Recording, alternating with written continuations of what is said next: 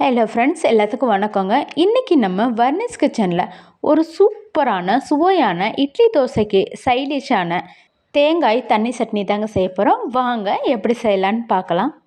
இந்த சட்னியை 10 நிமிஷத்தில் செஞ்சிடலாங்க. ரொம்ப டேஸ்ட்டாகவும் சுவையாகவும் இருக்குங்க. வீட்டில் எல்லோரும் ரொம்ப விரும்பி சாப்பிடுவாங்க. ஃப்ரெண்ட்ஸ், வாங்க சட்னி எப்படி செய்யலான்னு பார்க்கலாம். ஒரு மிக்ஸி ஜாரில் 2 கைப்பிடி தேங்காய் போட்டுக்கலாங்க. தேங்காய் நல்லா சின்ன சின்னதாக வெட்டிட்டு சேர்த்துக்கலாங்க. ஒரு கைப்பிடி பொட்டுக்கடலை சேர்த்துக்கலாங்க.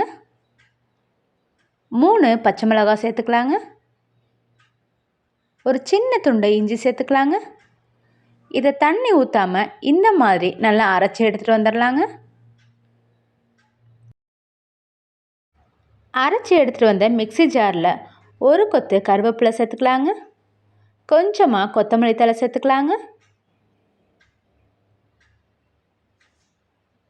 1/4 டீஸ்பூன் கல் உப்பு சேர்த்துக்கலாங்க. அரை கப்பு தண்ணி ஊற்றி நல்லா அரைச்சி எடுத்துகிட்டு வந்துடலாங்க. அரைச்சி எடுத்துகிட்டு வந்த தேங்காய் சட்னியை ஒரு பாத்திரத்தில் சேர்த்துக்கலாங்க.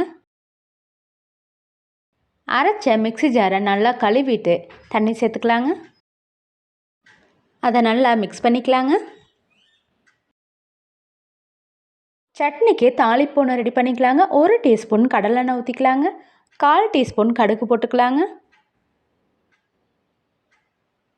அரை டீஸ்பூன் உளுந்து போட்டுக்கலாங்க. அரை டீஸ்பூன் ஜீரகம் போட்டுக்கலாங்க. ஒரு வரமிளகாவை பிச்சிட்டு சேர்த்துக்கலாங்க. ஒரு கொத்து கருவேப்பிலை சேர்த்துக்கலாங்க. இதை நல்லா மிக்ஸ் பண்ணிக்கலாங்க. இப்போ நம்ம அரைச்சி வச்சுருக்க சட்னியில் இதை ஊற்றிக்கலாங்க.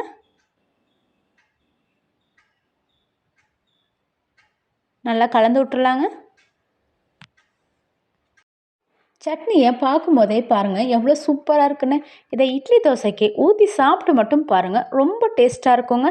அருமையான சுவையிலையும் இருக்குங்க. இதை வீட்டில் குழந்தைங்கள்லேருந்து பெரியவங்க வரைக்கும் ரொம்ப விரும்பி சாப்பிடுவாங்க ஃப்ரெண்ட்ஸ். அந்த அளவுக்கு டேஸ்ட்டாக இருக்குங்க. பாருங்கள், நம்மளோட பஞ்சு போல் இட்லியை அந்த சட்னியில் தொட்டு சாப்பிட்டு பாருங்கள், ரொம்ப டேஸ்ட்டாக இருக்குதுங்க. ஃப்ரெண்ட்ஸ், ஆல்ரெடி இந்த சாஃப்ட் இட்லி எப்படி செய்கிறதுன்னு நம்ம வர்னிஸ் கிச்சனில் வீடியோ அப்லோட் பண்ணியிருக்காங்க. அந்த வீடியோ பார்த்து இந்த சாஃப்ட் இட்லியை இதே மாதிரி அரைச்சி செஞ்சு இந்த சட்னியை செஞ்சு ஊற்றி சாப்பிட்டு பாருங்கள், வேறு லெவலில் இருக்குங்க.